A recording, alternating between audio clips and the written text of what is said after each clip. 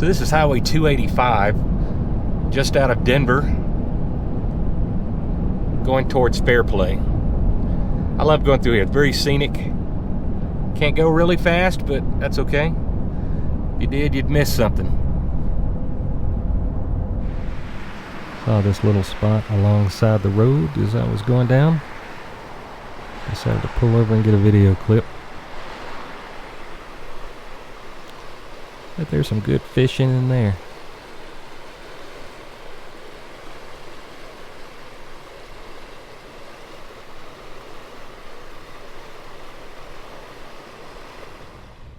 Alright, this is what you're looking at as soon as you turn off of Highway 285. This bit's going to be a little bit boring if you're not interested in the road conditions going up to the campsite, but I'm leaving it in the video just in case someone wants to see it that might be pulling a trailer and wants to determine if they can actually make it down this road or not. So I'll put a time code in where you can skip to the campsite part.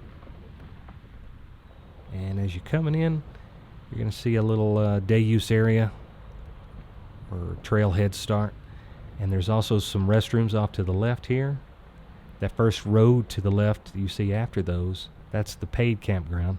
If you go straight there, or if you turn right like we're going to do, this is all dispersed camping area up in here. Totally free, no cost, can stay up to 14 days.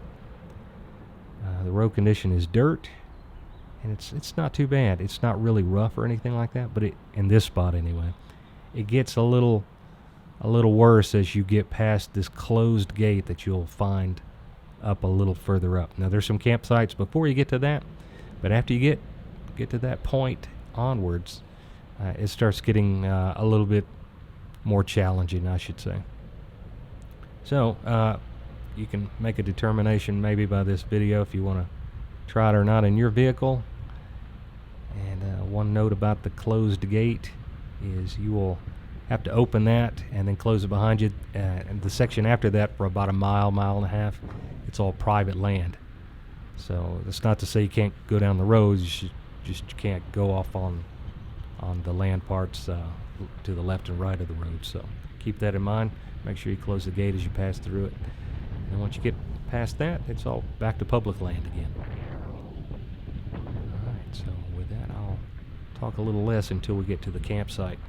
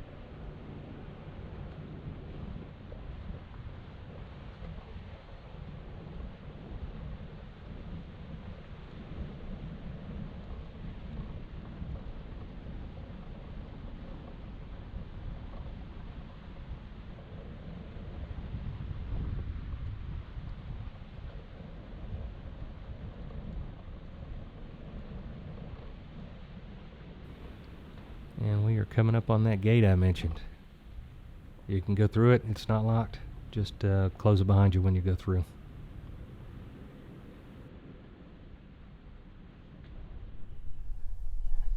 Okay, that down there is the road I came in on. And there's a couple more campsites up that way. That looks like Loop 126C, if you're looking at the road maps. Now down this little road, there's only 2 camp spots. Looks like there was previously some up there, but they blocked them off, so there's only 2 here now. So this is campsite number 2. It's a little bit off level, not too bad. You could throw a rock under the wheel if you're camping in your car, or level it out if you're in a tent somehow. Maybe over in this area is a good spot for a tent. It's not too off level right there. So that is site number 2. Oh, there's the sign right there. Site number 2. Now this one right here is site number 1. This one's pretty nice. Got lucky with this one. Sometimes it's harder to get spots in the summertime, so many people camping, but there's actually 2 open spots here today. I can't believe it. I'll throw the coordinates up on the screen so you can see where this place is at exactly. You can enter that in directly to Google Maps, and it'll show you down to just a few feet of accuracy where this place is at. So you don't have to try to find it on a map.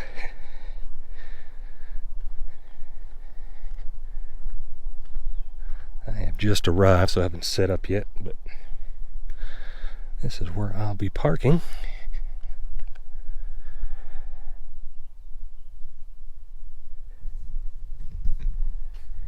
And if you came with a group, man, this would be a good spot to have a group camp. Plenty of room for multiple vehicles. All right. And just like some of the previous trips, I'm trying to refine my technique for car camping, vehicle camping, whatever you want to call it. And change it up a little each time. I've tried different vehicles, and this time I'm trying a Toyota 4Runner. So let me show you the setup I got here. So if you look on the very bottom there, those are pull-out drawers for storage that goes up under. You can put your cooking things and supplies and all that. Got a latch on the side to keep the drawers from coming out while you're driving. This is memory foam for the bed. And this piece here goes in where it's currently the seat is folded up. But if I fold the seat down, I can actually put that down into there. It folds down in, and then it makes it where you can have 2 people side by side. So when my wife joins me, she can be on that side. But right now I've got it folded up because it gives me a little bit of space to store bigger things.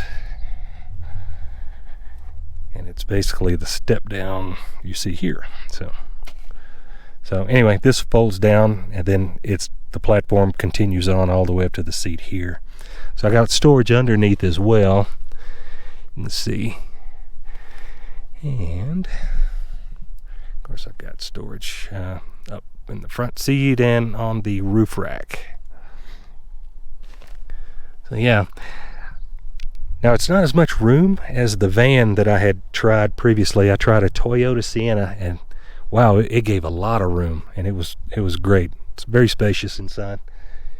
The only problem with it was it can't get to these places like this where the roads are a little rougher. No. I say this one, this is probably not a good example of hard to get to spots. This is actually fairly easy to get to, this one. But some of the other places, you definitely need a high clearance vehicle. That'll give you enough ground clearance to get over the ruts in the road, because some are 2 feet deep. So, and the rocky and hilly spots. So, yeah. So I'm trying this one for the harder to get to spots. So far, it's doing great. And this thing here is my power box. I usually carry it inside, or I usually stick it, right along inside there at nighttime, and it powers everything. So I've got a heated blanket, keeps me warm. I've installed a little light on it that I can turn on. I'm thinking about putting lights on all 4 sides, but also got additional USB-C and USB-A ports there. If I need to jump start my car, my other little wing nuts come off. It must be in the back of the car somewhere.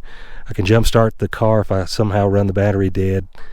It's got an inverter inside, so I've got things that require AC power. And I've got cigarette lighter style outlet like you would see in a car. And I've got another USB A and C there. SAE connector there. I can fully charge this with a solar panel, so if I run it dead or nearly dead overnight, the next morning, usually by about 10 o'clock, it's charged back up. The solar panel's a 100 watt panel. I'm thinking about getting a second one, so it'll give me a total of 200 watts, but so far that one's been pretty good. I'm just trying to have a little bit of extra capacity if I need it. So yeah, this is the site. This is Kenosha. I'm not sure if this part is Kenosha Pass or just plain old Kenosha. I'll have to look that up on the map and see. But yeah, I'm going to go for a hike a little later and see what's off in that direction. These things are so funny. They remind me of a childhood toy called Weebles. They don't tip over. These are cool little lamps. They're rounded on the bottom. But yep. When you're out here, anything's amusing. This little table I wanted to point out, it's a Walmart table. It's completely metal. It's aluminum, very lightweight, but it folds flat and fits in the car perfectly. It doesn't take up hardly any room. It's wonderful. I think I'm gonna get a second one because it is super handy for setting up and just doing small stuff. And yeah, it supports a lot of weight. It'll hold my battery box no problem, and probably a good bit more. Anyway, just wanted to point that out. All right, gonna be cooking a little chicken today. If you watch any of my other videos and you say, man, he makes chicken every time. Yeah, that's pretty much a favorite on these trips is fried chicken out in the forest. All right, hopefully the oil is warm enough. In goes the freshly battered chicken.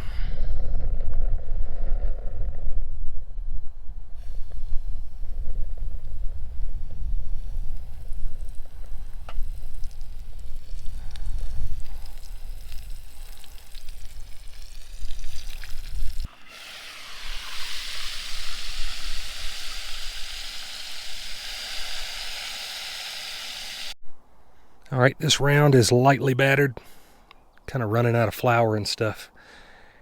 Next time I run through a town, I'll have to grab some more so I didn't overdo it with the batter, so I can finish the last little bit of chicken I've got. One thing to be mindful of when you're cooking is you're in bear country out here, so kind of keep an eyeball out, because when you're cooking, boy, that smell travels, and you don't want to draw them into your campsite, and you be unaware that they're creeping up on you. All right, dig in and see how it is. Testing out my light here. It's nearly dark. In fact, pretty much is dark. Just a little bit of hint of daylight over the mountain there. That's about it. And it's been kind of rainy.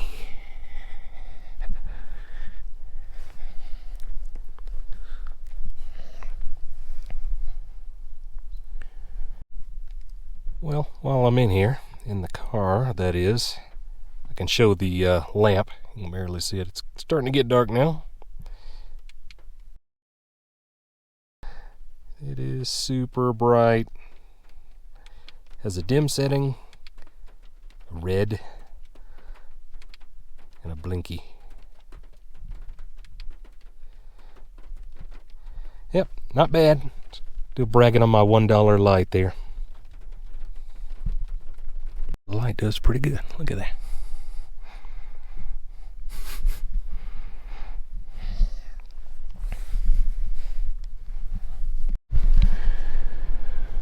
Oh, good morning.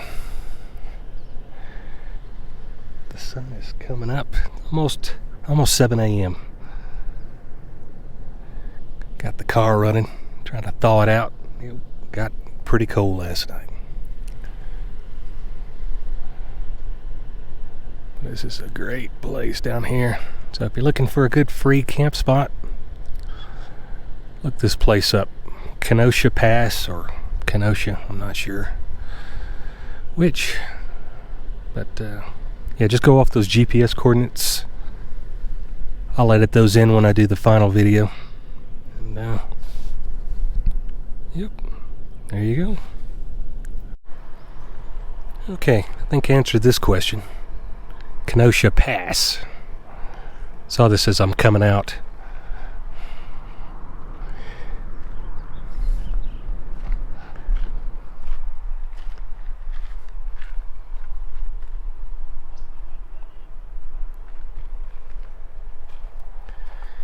Got some good bike trails, some hiking spots over here.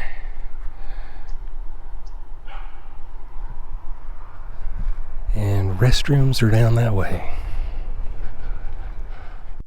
Alright, I realize this video is getting a bit long, but that dirt road, that's the entrance, and that paved road with all the cars going down, that is Highway 285.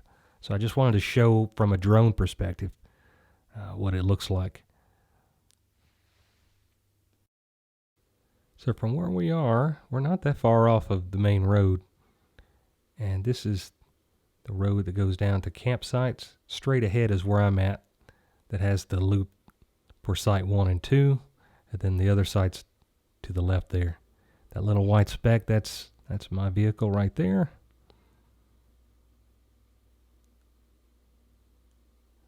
And that is an overview of what the area looks like.